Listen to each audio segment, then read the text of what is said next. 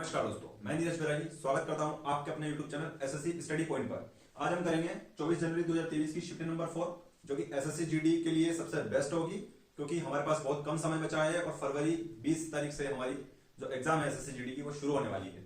तो किस तरीके से हमको मैथ्स में 20 में से 20 नंबर लाना है, हम मेरी सारी वीडियोस आप देख लेना, जो कि प्रीवियस ईयर के ही क्वेश्चन एसएससी जीडी में पूछे गए थे 2022-23 में, वो मैं आपको यहाँ पे सोल्व करवाऊंगा। तो चलिए आज हम इस शिफ्ट का एनालाइज करेंगे मैथ्स के लिए। मैथ्स से शुरू करते हैं। पहला क्वेश्चन रहेगा हमारा, यदि एक प्राकृत संख्या को 5, 6, 7 से विभाजित करने पर प्रत्येक स्थिति में शेषफल के रूप में 4 प्राप्त होता है, तो 3 अंकों की सबसे छोटी प्राकृत संख्या कौन सी है। देखो 3 अंकों की सबसे छोटी संख्या तो ये है, लेकिन क्या इसमें 5, 6, 7 इन तीनों का भाग जा रहा है क्या? 5 और 6 और 7 इनका जा रहा है क्या? नहीं जा रहा है। तो हम सबसे पहले क्या करेंगे, इसका एलसीएम लेंगे। तो देखो वैसे तो तीनों संख्या अलग अलग है, तो डायरेक्ट एलसीएम से हमें पता चल जाता है, लेकिन फिर भी हम यहाँ से 2 से काटेंगे, फिर हम वापस से 3 से लेंगे, तो ये 5 रहेगा, ये 1 रहेगा, ये 7 रहेगा, फिर 5 से लेंगे, ये 1, 1 और 7 रहेगा, फिर हम क्या करेंगे, इसको 7 से करेंगे।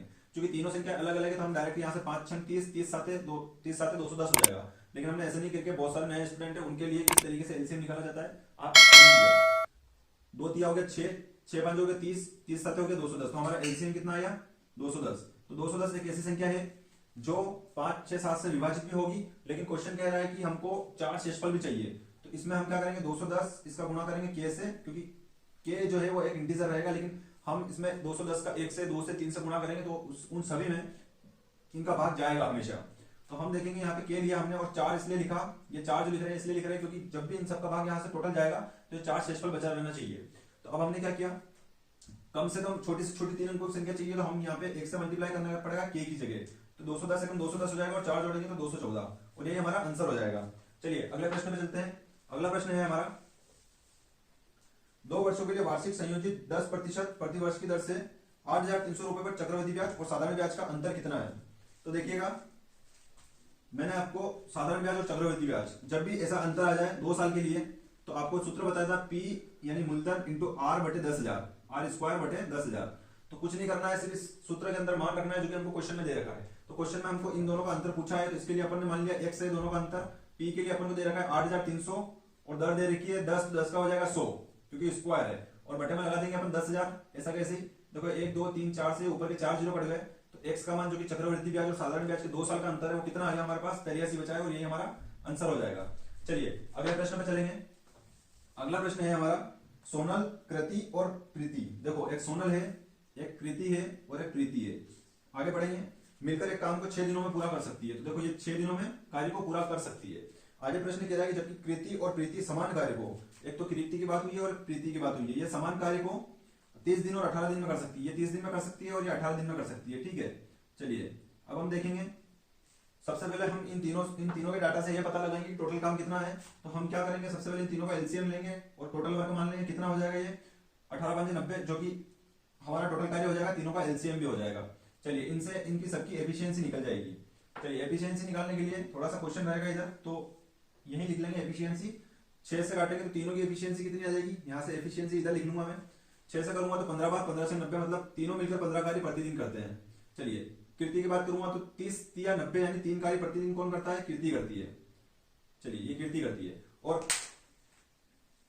18 5 90 यानी कृति कितना काम करती है, रोज 5 काम प्रतिदिन करती है। तो देखो कृति और प्रीति मिलकर 8 काम रोज करती है, और तीनों मिलकर 15 काम रोज करती है। यानी ये जो सोनल है ये कितना काम करती होगी, तो इन दोनों का माइनस कर दूंगा मैं, इन दोनों का, तो ये सोनल का काम टोटल आ जाएगा। तो 15 में से 8 काम ही माइनस हो गया, तो सोनल कितना काम करती होगी रोज, सोनल करती होगी 7 काम रोज। ठीक है, ये हमने सबकी एफिशिएंसी निकाल दी। अब आगे हम पढ़ेंगे क्वेश्चन को भी, तब सोनल अकेले उसी काम को कितने दिन में कर सकती है। तो देखो काम कितना है, 90 है। ठीक है, तो 90 काम करना है, और रोज कितना काम कर रही है, सोनल 7 काम कर रही है, तो 90 बटे 7 हमारा आंसर हो जाएगा। चलिए इसको फ्रैक्शन को आंसर में डाटा में आप देख सकते हैं, यही दे रखा है, आगे नहीं सोल्व कर रखा है, तो हमारा आंसर यही रहेगा। चलिए अगला प्रश्न करेंगे। अगला प्रश्न है हमारा, एक चुनाव में संतोष को मंतोष से 24,000 मत अधिक मिले। देखो एक संतोष है और एक कौन है, मंतोष है। चलिए रेशो ही ले लेंगे इनका। आगे बोल रहा है कुल मतों का मतलब इसको संतोष को मंतोष से 24,000 अधिक मिले। चलिए इसको आगे देखेंगे। यदि मंतोष और संतोष को कुल मतों का 30% और 40%, देखो कुल मत मैंने मान लिया 100 है, मैंने कुल मत 100 मान लिया, तो इसको 30 मिले, संतोष को 40 मिले और मंतोष को 30 मिले। तो हम देखेंगे यहाँ पे कितना ज्यादा मिला है, इसको सिर्फ 10 यूनिट ज्यादा मिला है, रेशो में 10 यूनिट ज्यादा मिला है, या फिर हम इसको और भी काट सकते हैं, लेकिन कोई बात नहीं। अब प्रश्न बोल रहा है कि 24,000 अधिक मिले, लेकिन हमारे हिसाब से तो 10 ही मिले, तो हमारे हिसाब से 10 मिले, लेकिन प्रश्न के हिसाब से 24,000 मिले, तो एक की वैल्यू कितनी आ जाएगी 2400। देखिए एक की वैल्यू 2400 आ गई। अब हमसे क्या पूछ रहा है प्रश्न की डाले गए कुल मतों की संख्या कितनी है, तो डाले तो कितने मत से 100 माने थे, तो इसको 100 बनाने के लिए मैं क्या करूंगा 100 से मल्टीप्लाई करूंगा, यहाँ 100 से मल्टीप्लाई किया तो यहाँ पे भी 100 से मल्टीप्लाई कर दूंगा, तो 100 की वैल्यू हमें ज्ञात करनी थी, जो कि हमारे पास कितनी आ गई 2,40,000 हमारे पास आंसर आ गया, जो कि कुल हमारे वोट डाले गए हैं, ये हमारा आंसर हो जाएगा। चलिए अगले प्रश्न में चलेंगे। अगला प्रश्न है हमारा कि एक अर्धगोले का आयतन 3 इकाई त्रिज्या वाले गोले के आयतन का 32 गुना है, तो अर्धगोले का व्यास का मान कितना है। देखिए अर्धगोले का आयतन बोल रहा है, तो अर्धगोले का आयतन होता है 2/3 पाई आर क्यूब, ये तो हो गया अर्धगोले का आयतन। चलिए ये हो गया, ये किसके बराबर है 3 इकाई त्रिज्या वाले गोले की बात हुई है, पूरे गोले की, तो ये 4/3 पाई होगा, और आर की जगह त्रिज्या की जगह कितना इकाई दे रखा है 3, तो आर क्यूब होगा, तो 3 की जगह आर की जगह 3 × 3 × 3 लिख दूंगा मैं, और इसका का लगाया इसलिए मैं 1 इंटू और लगाऊंगा, ये 32 गुना है, ऐसा प्रश्न में कहा है। चलिए अब जो कट रहा है वो काट देंगे, तो पाई से पाई कट जाएगा, 3 से 3 कट जाएगा, और ये 2 से कटेगा 2 बार, तो ये कितना हो जाएगा 32 दूनी 64, और 3 3 होती है 27, तो 27 इंटू ये हो गया 64, और बराबर इधर कितना बचा है आर की घात 3, तो जब मैं क्यूब हटाऊंगा यहाँ से तो ये क्यूब रूट बन जाएगा इधर आके, और ये 27 इंटू ये हो जाएगा 64, तो आर का मान कितना आ गया हमारे पास, ये 3 निकल जाएगा बाहर और ये निकल जाएगा 4, तो आर का मान हमारे पास आया है 12, लेकिन ये हमारा आंसर नहीं होगा। प्रश्न में बोला है कि अर्धगोले का व्यास का मान, तो व्यास बनाने के लिए इस त्रिज्या का दुगुना करना पड़ेगा, तो मैंने यहाँ से 2 का गुणा कर दिया, तो ये दुगुना हो गया। अब यहाँ 2 से मल्टीप्लाई किया, तो यहाँ पे भी मैं 2 से मल्टीप्लाई करूंगा, तो ये हमारा व्यास हो गया 2r बराबर हो गया 24 के, तो यही हमारा आंसर हो जाएगा कि व्यास कितना आ गया 24 आ गया। चलिए आगे प्रश्न मिलती है उसे मिली कुल छूट कितनी है, तो देखो एक ही चीज पर यदि छूट पर छूट मिलती जाती है तो हम डायरेक्टली सक्सेसिव लगाते हैं, सक्सेसिव होता है a प्लस बी और plus minus a into B बटे 100, ठीक है। तो अब इसको पहले छूट मिली है 30% की और फिर मिली है 10% की, छूट के लिए हम माइनस यूज करते हैं, अब ये माइनस और माइनस प्लस होगा, तो हम यहाँ पे प्लस माइनस में से प्लस यूज करेंगे, और 30 इंटू 10 बटे कितना हो जाएगा, ये 100 हो जाएगा। तो चलिए 2 जीरो से 2 जीरो कैंसिल हो गया, माइनस 30 माइनस 10 माइनस 40 हो गया, प्लस का ये 3 हो जाएगा, तो ये कितना हो जाएगा माइनस का 37%, यानी कि 37% की एकल छूट हो जाएगी, ये हमारा आंसर हो जाएगा। चलिए अगले प्रश्न में चलते हैं। एक फल विक्रेता 150 रुपए 90 रुपए और 75 रुपए, 150 रुपए 90 रुपए और 75 रुपए प्रति किलोग्राम, मतलब 1 किलोग्राम की कीमत ये एक की है, एक की है कि जैसे क्या किया इसने संतरे खरीदे, 3 अलग अलग मूल्यों पर खरीदे गए संतरों को क्रमशः 4 5 और 6, देखो रेशो दे रखा है 4:5:6, हम देखेंगे 4 किलो ये खरीदा है, 5 किलो ये खरीदा है और 4 किलो ये खरीदा है। देखो 150 रुपए का 1 किलो, तो 4 किलो का कितना रुपए हो जाएगा 600 रुपए हो जाएगा, यहाँ पे कितना हो जाएगा ये 450 रुपए हो जाएगा, और यहाँ पे 7500 कितना हो जाएगा, ये हो जाएगा 400 रुपए, ये हो जाएगा 150 शायद 300 रुपए, और अब क्या दे रखा है क्वेश्चन में, यहाँ पे 6 है सॉरी, तो ये हो जाएगा 75 दूनी 150, मतलब कितना हो जाएगा 5 6 30 और 5 7 6 7 42 24 ये 450 रुपए ये हो गए, ठीक है। हम बात करेंगे 6 और 4 10 15, टोटल कितना किलो है 15 किलो है, ठीक है। और कितने रुपए में इसने खरीदा है, तो हम देखेंगे 600 400 और 500 1500 रुपए में उसने खरीदा है, ये तो उसकी कॉस्ट प्राइस हो गई, और हमेशा कॉस्ट प्राइस में लाभ या हानि होती है, ये मैंने पहले भी बताया था। तो प्रश्न के लिए 40 रुपए के लाभ पर बेचा जाता है, यानी 1500 की चीज पर 40 रुपए का लाभ, 40% का लाभ कितना हो जाएगा, ये हो जाएगा 15 चौक 60 मतलब 600 का लाभ हो रहा है, तो उसने एसपी मतलब कितने में बेच दिया 2100 रुपए में उसने बेच दिया है, ठीक है। यहाँ तक कोई दिक्कत नहीं है सवाल में। अब बोल रहा है कि संतरों का प्रति किलोग्राम विक्रय मूल्य रुपए में, मतलब ये तो टोटल 15 किलो की वैल्यू है, देखिए 15 किलो बेचा है उसने, 15 किलो कितने में बेचा है 2100 रुपए में, हमसे पूछा 1 किलो की वैल्यू, तो 1 बनाने के लिए ये 15 को उधर भेज दूंगा मैं, तो 2100 बटे 15 हो जाएगा। चलिए अब 2100 बटे 15 हो गया, तो 2100 बटे 15 है ना, 2100 बटे 15 हो गया है, क्या काय की वैल्यू हो गई 1 की वैल्यू हो गई। तो अब हम देखेंगे 15 से काटेंगे 15 एकम 15, ये 15 चौक 60 और ये 0, तो 140 रुपए प्रति किलोग्राम हमारा आंसर हो जाएगा। चलिए अगले प्रश्न पे चलेंगे। अगला प्रश्न क्या कहता है हमारा, अगला प्रश्न है हमारा एक सह शिक्षा विद्यालय में विद्यार्थियों की संख्या 3000 है, देखो विद्यार्थी है कोई 3000 संख्या है उस विद्यालय के अंदर विद्यार्थियों की, यदि विद्यालय में लड़कों और लड़कियों की संख्या का अनुपात दे रखा है उनको, ये बॉयज हो गई ये गर्ल्स हो गई, इसका रेशियो है 4:5, सॉरी 4:1 इसका बॉयज और गर्ल्स का रेशियो है। हम यूनिट में बात करेंगे तो यूनिट में कितना हो गया, 5 हो गया, लेकिन टोटल दे कितना रखा है 3000, तो 5 की वैल्यू 3000 है, तो एक की वैल्यू कितनी हो जाएगी 5 6 30, यानी 1 की वैल्यू 600 हो गई, तो 4 की वैल्यू कितनी हो जाएगी फिर 2400 हो जाएगी, और 1 की वैल्यू तो हमको 600 पता चल गई, तो 600 लड़कियां हैं और 2400 बॉयज है उस विद्यालय के अंदर। प्रश्न बोल रहा है कि इन संख्याओं का मध्य अनुपात, तो मध्य में अनुपात बनाना है इनका, तो ये हो जाएगा अब 24/x होगा, ये 2400/x बराबर ये हो जाएगा x/600, तो देखो ये x से x स्क्वायर हो गया बराबर 2400 गुणा 600 में होगा, तो ये 10,000, तो ये बनेगा 4 जीरो का, और 24 छंग हो गया 144, ठीक है। आप दोनों का मल्टीप्लाई करेंगे तो आपको ये संख्या मिलेगी, तो x का मान कितना हो जाएगा, यहाँ रूट बन जाएगा, ये x स्क्वायर यहाँ से हटाऊंगा तो ये रूट बन गया, ये रूट बन गया। तो आगे मैं यहां से ऊपर समझाऊंगा। 10,000 का 100 बार निकल जाएगा और 144 का 12 बार निकल जाएगा। तो एक्स का मान आ गया, कितना आ गया, एक्स का मान 1200, और यही हमारा आंसर हो जाएगा। चलिए अगले प्रश्न में चलेंगे। अगला प्रश्न है हमारा, एक समलंब चतुर्भुज के सम्मुख समांतर भुजाओं की लंबाई क्रमशः, देखो समलंब चतुर्भुज कैसा होता है, इस टाइप का समलंब चतुर्भुज होता है। ये ऐसा मैं बना दिया समलंब चतुर्भुज। तो इसमें ये जो डिस्टेंस है ये तो बराबर होगी और समांतर है तो ये कभी मिलेगी नहीं एक दूसरे से। इसमें दे रखा है ये तो 8 हो जाएगी और ये 8 और ये 4 हो जाएगी, तो 8 और 4 मिलकर 8 और 4 मिलकर 12 हो जाएगी। तो ये टोटल 12 और ये 8 दे रखी है, ठीक है। और इसकी दोनों के बीच की लंबाई जो है उनको 16 दे रखी है। चलिए ये नाम दे देता हूं मैं ए बी सी डी। इतना कुछ करने की जरूरत नहीं है, मैंने सिर्फ समझाया है। अब समलंब चतुर्भुज का अपन को क्षेत्रफल निकालना, तो इसका क्षेत्रफल होता है 1/2 विकर्ण 1 इंटू विकर्ण 2, पहला विकर्ण इंटू दूसरा विकर्ण, सॉरी इसमें विकर्ण नहीं दे रखा है। समलंब चतुर्भुज का क्षेत्रफल होता है 1/2 भुजाओं का योग, 1/2 इंटू भुजाओं का योग कितना हो जाएगा, 12 और 8 20, भुजाओं का योग इंटू ऊंचाई होती है 16, 2 से काटेंगे 2 8 16 और 20 8 कितना हो जाएगा 160। तो यही हमारा आंसर हो जाएगा। क्योंकि ये चीजें सेंटीमीटर में दे रखी है तो सेंटीमीटर स्क्वायर हमारा आंसर हो जाएगा। चलिए अगले प्रश्न में चलते हैं। अगला प्रश्न होगा हमारा, एक हवाई जहाज 3 घंटे में 510 किलोमीटर प्रति घंटे की गति से एक निश्चित दूरी तय करता है। तो देखो ये तो इसकी चाल हो गई और ये समय का गुणा किया, चाल का समय में गुणा किया तो हमको दूरी पता चल गई।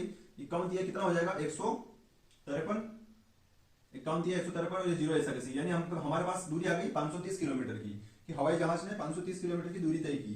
अब यही दूरी 10 से 1/5, देखिए 10 से 1/5 कितना हो गया 5 दही 50 और 51/5 घंटे, 51/5 घंटे। तो इस दूरी को तय करना, तो चाल बराबर कितना हो जाएगा, चाल बराबर दूरी हो जाएगी हमारी 1530 बटे समय हो जाएगा 51/5। तो ये बटे का 5 ऊपर आके मल्टीप्लाई हो जाएगा और ये हमारी चाल आ जाएगी, जो कि हमसे प्रश्न में पूछा। 51 से वापस 3 बार गया तो ये हो जाएगा 5 या 15 और 0 ऐसा कैसे, यानी 150 किलोमीटर प्रति घंटा उसकी क्या होनी चाहिए, चाल होनी चाहिए। चलिए अगले प्रश्न में चलेंगे। अगला प्रश्न है हमारा, एक व्यक्ति धारा के अनुकूल 6 घंटे में 66 किलोमीटर की जा रहा है। देखो 66 किलोमीटर गया है वो 6 घंटे में, यानी कि चाल क्या आ गई 11 किलोमीटर प्रति घंटा आ गई होगी। और प्रश्न बोल रहा है अनुकूल गया, यानी धारा नाव की चाल प्लस धारा की चाल, अनुकूल में चालें जुड़ेगी प्लस होगा तो ये 11 हो गया। और प्रश्न बोला कि प्रतिकूल 72 किलोमीटर गया है वो 8 घंटे में, यानी कि 9 किलोमीटर प्रति घंटे के हिसाब से गया होगा। और प्रतिकूल यानी नाव की चाल माइनस धारा की चाल कितना आ गया 9 किलोमीटर प्रति घंटा, ठीक है। प्रश्न बोल रहा है धारा की गति चाहिए, तो धारा की गति तो हम बी मानते हैं। अब बी से तो बी कट रहा है तो हम क्या करेंगे, साइन को माइनस से प्लस कर देंगे, या प्लस का माइनस हो जाएगा और ये प्लस का माइनस हो जाएगा। तो यहाँ पे प्लस प्लस 2 भी हो जाएगा और ये ए प्लस माइनस कट जाएगा और 11 में से 9 गया तो ये 2 बच जाएगा। तो बी बराबर कितना आ जाएगा, 2 से 2 कट गया तो बी की चाल आ जाएगी 1 किलोमीटर प्रति घंटा, जो कि हमसे प्रश्न ने पूछा है और यही हमारा आंसर हो जाएगा। चलिए अगला प्रश्न करेंगे हम। अगला प्रश्न है हमारा, किसी विशेष वर्ष में विपिन का औसत मासिक व्यय पहले 4 महीने के दौरान 6250, देखो 6250 जो है वो खर्चा पहले 4 महीने में, दूसरे 4 महीने में दे रखा है इसने खर्चा अपना 6500 रुपए की, दूसरे 4 महीने में इतना खर्च किया। और अंतिम और वर्ष के शेष महीनों के दौरान एक्स था, तो शेष महीने 4 बचे और खर्चा कितना किया उसने, एक्स खर्चा किया। चलिए यहाँ तक प्रश्न को कुछ भी नहीं किया, सिर्फ जो प्रश्न ने डाटा दिया है वो हमने यहाँ पे जमा के लिख दिया है। अब मैं देखूंगा ये 250 से 1000 बन जाएगा और 24 मतलब ये 25,000 का खर्चा शुरू के 4 महीने में किया और ये हो जाएगा 2000 24,000 26,000, तो 26,000 का खर्चा इसने दूसरे अगले 4 महीने में किया और 4x ये हो गया। तो ये खर्चा उसने लास्ट के महीने में इतने रुपए का किया। अब हम देखेंगे कि यदि इस वर्ष में कुल 15,000 की बचत थी और मासिक वेतन 9600 था, 9,600 महीने का था, तो 12 महीनों का कितना हो जाएगा, ये हो जाएगा पूरा साल का 12 72 7 12 नहीं 108 और 7 115, इतना रुपया उसने खर्चा किया है। और उसके बाद ये तो उसका मासिक वेतन हो गया है और इसमें से बचत कितनी की है उसने, सिर्फ 15,000 रुपए की बचत की है, यानी टोटल खर्चा कितना किया होगा उसने साल में 1,02,000 रुपए का उसने क्या किया है, खर्चा किया है। अब 1,02,000 ये 1,02,000 का खर्चा किया है, जिसमें से हमको पता है 8 महीने में उसने 51,000 रुपए खर्च कर दिए। देखिए ये 8 महीने में 51,000 खर्च कर दिए। अब शेष के 4 महीने का खर्चा ये निकल गया यहाँ से, ये 2 हो जाएगा, 10 में से 1 गया तो 9 हो जाएगा और 9 में से 5 गया तो 4 हो जाएगा, ठीक है। 49,200 रुपए का खर्चा हो गया। तो ये जो है कीमत ये आखिरी के 4 महीनों के खर्चे की है, तो हम एक्स का मान निकालेंगे। ये आखिरी के 4 महीने का खर्चा हमारे हिसाब से तो 4x था, लेकिन प्रश्न के हिसाब से 49,200 आ गया, तो ये 4x की कीमत है। तो x का मान प्रश्न में पूछा है, तो यहाँ से इस 4 को इधर बटे में जाऊंगा, डायरेक्ट काट लूंगा, 4 एकम 4 4 दूनी 8 4 तिया 12 और 0 0, तो x का मान हमारे पास कितना आ गया 12,300, यही प्रश्न में पूछा था और यही हमारा आंसर हो जाएगा। चलिए अगले प्रश्न। चलिए अगला प्रश्न है हमारा, एक धनराशि का भुगतान 1,25,000 रुपए की 2 वार्षिक किस्तों में किया जाता है। यदि ब्याज की दर 6% प्रति वर्ष है और ब्याज वार्षिक रूप से संयोजित होता है, तो उधार ली गई धनराशि क्या है। इस प्रश्न में बहुत ज्यादा कैलकुलेटिव प्रश्न है और हमको कैलकुलेशन इसमें करनी ही पड़ेगी।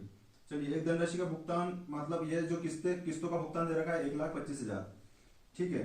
चलिए, अब बोल रहा है ब्याज की दर 6%, 6% की फ्रैक्शन वैल्यू होती है 3/50। 6% है तो इसकी फ्रैक्शन वैल्यू कितनी हो जाएगी, 3/50 हो जाएगी। तो 50 से राशि कितनी होगी, 53। तो हम देखेंगे ये हमारा मूलधन और ये हमारा इंस्टॉलमेंट रहेगी। तो 53 का स्क्वायर होता है 2809 और 50 का होता है 2500, ठीक है। लेकिन किस्तें समान है तो इसमें 53 का गुणा करना पड़ेगा, और चूंकि ये रेशियो है तो 53 का गुणा हमें यहाँ पे भी करना पड़ेगा, ठीक है। तो यहाँ 53 का गुणा करेंगे तो कितना हो जाएगा, ये हो जाएगा अपना 0, 5 दिया 15, हासिल लगी है 5 5 25 और 26, 2650 और 2500 कितना हो जाएगा, 5150 हो जाएगा, ठीक है। और ये हो जाएगा 2809। तो ये समान किस्तें हो गई, लेकिन किस्त की राशि हमको दे रखी है 12,500, सॉरी 1,25,000 है, और किस्त हमारे हिसाब से 2809 की है। और हमसे पूछा है मूलधन, तो मूलधन टोटल कितना हो रहा है, ये 2650 या 2500 कितना हो गया, 5150 की हमको वैल्यू चाहिए। तो 5150। अब हम यहाँ से या तो देखिए थोड़ा इसको सोल्व करेंगे और आपका आंसर आ जाएगा। इसको सोल्व करना पड़ेगा, तो क्या करेंगे, 2809 है तो अपन इसको एक मान लेते हैं अप्रोक्सीमेटली 2810 मान लेते हैं। 2809 की जगह मैंने 2810 कर दिया है ना, होगा 2809। तो अब ये 0 से 0 कट गया, वापिस से इसको 80 बना सकते हैं अपन, ऐसे इस टाइप से कैलकुलेशन करनी पड़ेगी। ये कट गया, अब ये कितने से कटेगा, ये 4 से कट सकता है, तो 4 से इसको काट लेंगे, 4 से काटेंगे, 4 तिया 12, 4 एकम 4, 4 दूनी 8, 4 5 20, और ये हो जाएगा 7 से। चलिए, क्या ये संख्या 7 से कट रही है, क्या ये संख्या 7 से नहीं कट रही है, ये कट रही है। 7 चौक 28, बचा कितना 3, 7 तिया 21, 7 दूनी 14, ठीक है। कट तो नहीं रही है लेकिन अप्रोक्सीमेटली देख रहा हूं मैं, और ये 7 से कट जाएगा। तो 550 का हम इसमें गुणा करेंगे 432 में, 515 का 432 में गुणा करेंगे। तो सबसे पहले 15 को छोड़ देंगे, तो ये हो जाएगा 500 का गुणा, ये हो जाएगा 2 जीरो बन जाएंगे, 5 दूनी 10, 5 दिया 15 और 1 16, हासिल लगी है 5 20 और 1 21, ठीक है। 2,16,000, तो 2,16,000 और उसके बाद ये 15 गुणा फिर इस 400 में होगा, तो 15 चौक 60 मतलब 6,000, और ये जुड़ेगा, और उसके बाद भी और भी जुड़ेगा। तो 2,16,000 से 2,22,000 मतलब 2,20,000 से ऊपर जा रहा है, और 2,20,000 से ऊपर जा रहा है और ज्यादा भी नहीं जाएगा। तो ये हमारा आंसर 2,29,000 के आसपास आ सकता है। तो हमारा आंसर हो जाएगा 2,29,000, 29,174। तो ये हमारा आंसर हो सकता है। इसी तरीके से अपन को क्या है, या तो आप डायरेक्टली इस चीज की जो कैलकुलेशन बताई थी मैंने, ऐसे कैलकुलेशन कर दोगे तो आपका आंसर एग्जैक्ट आ जाएगा ये। लेकिन अगर आप देखते हो यहाँ 2809 था, तो आप 10 करके फिर ऐसे ऊपर नीचे एक एक नंबर ऊपर नीचे लेके आप कैलकुलेशन को सरल बना के कर सकते हैं, और दिमाग लगा के आप ऑप्शन को सिलेक्ट कर सकते हैं, ठीक है। इसकी मैंने मेथड बता दी है आपको किस तरीके से सवाल करना है। अगले प्रश्न पे चलेंगे हम। 8 संख्याओं का औसत 24 है। देखिए 8 संख्याएं हैं और औसत दे रखा है 24, यानी योग कितना हो जाएगा, ये हो जाएगा 24 8 कितना हो गया, 192। चलिए, आगे बोल रहा है कि यदि इन संख्याओं में से एक को हटा दें, यानी 8 में से एक को हटा देंगे तो 7 बचेगी, और औसत हो जाएगा 22। तो 22 7 कितना हो गया, 154, ठीक है।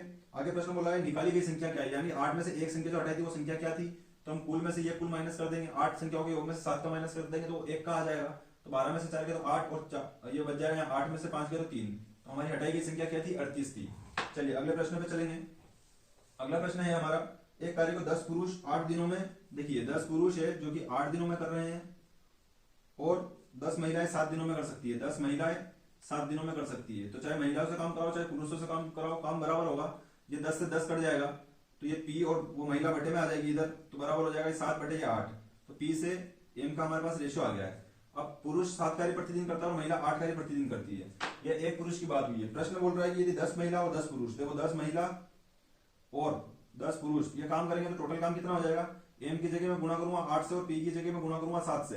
तो 10 8 80, सॉरी 10 पुरुष कितना काम करेंगे फिर, सॉरी 10 महिलाएं कितना काम करेगी, 80 काम करेगी यहां से, और पुरुष कितना काम करेंगे, 70 काम करेंगे। चलिए आगे प्रश्न बोल रहा है तो कार्य कितने दिनों में समाप्त हो जाएगा, जिसमें महिला पहले दिन से कार्य करना शुरू करेगी। तो हम देखेंगे टोटल काम है कितना। तो यहाँ पे ये टोटल काम एक तरह से ये टोटल काम है, आप ये ले लो चाहे ये ले लो। तो यहाँ पी की जगह में 7 रखूंगा, 10 7 70, 70 8 556। तो टोटल काम मेरे पास कितना हो जाएगा, 560। आप ये पी का और एम का मान कहीं से यहां से उठाइए, कहीं भी रख सकते हो, ठीक है। ये मान अब चाहे यहां रखो चाहे यहां रखो, आपको टोटल काम मिल जाएगा। तो टोटल काम 560 है। अब पहले दिन महिला काम करेगी 80, दूसरे दिन पुरुष काम करेगा 70। तो 2 दिन में कितना काम हो जाएगा, 150 काम हो जाएगा। ये 2 दिन में 150 काम हो गया। काम कितना करवाना है, 560। तो इस 150 काम को 560 के पास ले जाने के लिए मैं इसमें 2 से मल्टीप्लाई कर देता हूँ, 2 से क्या 3 से कर देते हैं यहाँ पे मल्टीप्लाई। तो ये हो जाएगा 15 दिया 45 मतलब 450 काम हो गया, और इधर भी 3 से मल्टीप्लाई करेंगे तो 6 दिन हो गए। अब अगला जो 7वां दिन है वहां महिला काम करेगी, तो 450 में फिर महिला का 80 काम और जोड़ देंगे। यहाँ पे आपको दिख नहीं रहा होगा, इस 450 में मैं महिला का काम भी जोड़ देता हूँ। 6 दिन के बाद 80 काम और एक महिला ने किया तो ये 7 दिन पूरे हो गए। 7 दिन में काम कितना हो गया 450 और 80 ये हो गया 530 काम। टोटल काम कितना था 560, तो 530 हो गया, तो 30 काम बचा है। इसको कौन करेगा? पुरुष करेगा, क्योंकि महिला ने 80 काम ये कर लिया। अगले दिन पुरुष करेगा, तो 7 दिन प्लस ये दिन, तो कितना हो जाएगा 7 सही 3/7, यही हमारा आंसर हो जाएगा। चलिए अगले प्रश्न पे चलते हैं। अगला प्रश्न है हमारा 845 को 3 4 5 6 से विभाज्य बनाने के लिए उसमें कौन सी न्यूनतम संख्या जोड़ी जानी चाहिए। तो देखिए 845 में पहला ऑप्शन देखूंगा मैं 12, तो ये 5 से नहीं कटेगा, क्योंकि ये कितना हो जाएगा 12 जोड़ूंगा तो 558 हो जाएगा, जो 5 से नहीं कटता है। इसके बाद 15 जोड़ूंगा, चलिए 15 ऑप्शन सही है हमारा। 15 जोड़ने पे ये जो है 3 4 5 6 से कट जाएगा। ऑप्शन नंबर 3 अगर 1845 में मैं जोड़ूंगा तो 3 जोड़ूंगा तो ये 1848 हो जाएगा, जो कि 5 से नहीं कटेगा। और 9 इसमें जोड़ूंगा तो ये 1854 हो जाएगा, जो कि ये 5 से नहीं कटेगा। लेकिन ऑप्शन नंबर 15 एक ऐसा है जो 1845 में जोड़ने पर ये सबसे कट रहा है, तो हमारा ऑप्शन 15 सही हो जाएगा। चलिए इस प्रश्न को ऑप्शन से ही बनाना ज्यादा बेटर है, तो मैंने 20 रुपए। देखिए 2 पेन प्लस 3 नोटबुक का क्रय मूल्य 220 रुपए है, और 2 पेन और 4 नोटबुक, 2 पेन प्लस 4 नोटबुक का क्रय मूल्य 250 रुपए है। तो पेन और नोटबुक के क्रय मूल्य का अनुपात, पेन और नोटबुक के क्रय मूल्य का अनुपात चाहिए। तो यहाँ मैंने साइन चेंज किया, यहाँ माइनस किया, यहाँ माइनस किया और यहाँ माइनस किया। तो देखो 2 पी से 2 पी कट जाएगा, और ये 3 में से 4 जाएगा तो माइनस का n बचेगा, जो कि नोटबुक की वैल्यू निकल जाएगी। और यहाँ 250 में से 220 जाएगा, तो साइन बड़ा है 250 का, तो यहाँ पे माइनस का 30 आ जाएगा। ये माइनस से माइनस कट गया, तो n नोटबुक तो हमारे पास कितनी आ गई 30 रुपए की एक नोटबुक आ गई। अब हम इस 30 का किसी भी एक इक्वेशन में मान रख देंगे। 30 हमने यहाँ पे रख दिया, ये देखो 22 2 पी तो ये है ही है, प्लस किया मैंने 3 इंटू n की जगह मैंने 30 से मल्टीप्लाई कर दिया, और बराबर हो गया 220 के। तो ये 30 या 90, ये 90 उधर जाएगा 220 में से माइनस हो जाएगा, ये 90 उधर 220 में से माइनस हो जाएगा, तो कितना बच जाएगा 230 बच जाएगा। ठीक है, सो ये 200, देखिए 220 में से 90 माइनस होगा तो कितना बच जाएगा 130 बच जाएगा। ठीक है, जो कि 2 पेन का मूल्य आ जाएगा, 2 से काटेंगे इसको 65 बार चला जाएगा ये, तो पेन का मूल्य कितना आ गया 65 आ गया, और हमारा नोटबुक यानी एन का मूल्य कितना आया 30। तो जब इसको काटा है 5 छंग 30 और 5 से 13 बार चला गया, तो पेन से नोटबुक का रेशो हमारे पास कितना आ गया 13:6 आ गया। चलिए अगले प्रश्न में चलेंगे। अगला प्रश्न है हमारा, एक सामान्य अध्ययन पुस्तक का अंकित मूल्य 800 रुपए है। ये 800 रुपए की अंकित मूल्य की किताब है। इस पे 2 छूटें दी है, एक तो 15% की दी, यानी 15% की फ्रैक्शन वैल्यू 3/20 होता है, यानी 20 पे 3 की छूट दी, 17 में बेच दी 20 की चीज को, और 20% की छूट यानी 1/5 मतलब 5 पे 1 की छूट मतलब 4 पे बेच दिया। 20% की फ्रैक्शन वैल्यू यहाँ लिख दी हमने, तो विक्रय मूल्य आ जाएगा बराबर में एसपी यानी विक्रय मूल्य। चलिए 20 पंजे ये 5 से काटेंगे 16 पंजे 80 मतलब 160 हो जाएगा, और 20 से काटेंगे तो 8 बार में चला गया, 17 चौक हो गया 68, और 68 का गुणा करेंगे अपन 8 में तो हमारा क्रय मूल्य आ जाएगा 8 × 64 और 8 × 48 और 6 54, तो 544 रुपए हमारा विक्रय मूल्य आ जाएगा, जो कि हमारा आंसर हो जाएगा। चलिए अगले प्रश्न पे चलते। प्रश्न है कि यदि तेल के मूल्य में 25% बढ़ जाता है और अर्पित तेल पर व्यय को 10% कम कर देता है, तो वह खरीदे गए तेल की मात्रा को कितना प्रतिशत कम कर देगा। तो देखो हम जानते हैं इनकम बराबर क्या होता है खर्च प्लस बचत, ये होता है। तो उसकी इनकम कितना बढ़ गया है 25%, यानी 4 से 5 हो गया होगा, और खर्चा जो है वो कितना बढ़ा रहा है, व्यय को 10% बढ़ा रहा है, यानी 10% यानी 10 पे 1 बढ़ा रहा है, मतलब 10 से 11 हो गया होगा। ठीक है, तो यहाँ पे हम क्या करेंगे, यहाँ पे खर्च प्लस बचत को ना लेके खर्चा इंटू कंजम्पशन खपत होता है, खर्च इंटू खपत हो जाएगा, तो यहाँ पे इसको कितना कम करेगा तो इंटू हो जाएगा। ठीक है, ये हमको नहीं पता है, हम निकालेंगे इसको।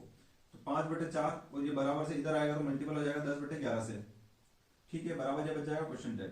4 से 2 बार गया, 2 से 5 बार गया। ठीक है, 2 से 2 बार गया, 2 से 5 बार गया, तो 25 और ये बटे में हो गया 22, यानी 22 से कितना हो गया 25 हो गया। तो कितना कम करना पड़ेगा 3 कम करना पड़ेगा, किससे 25 से, इंटू 100।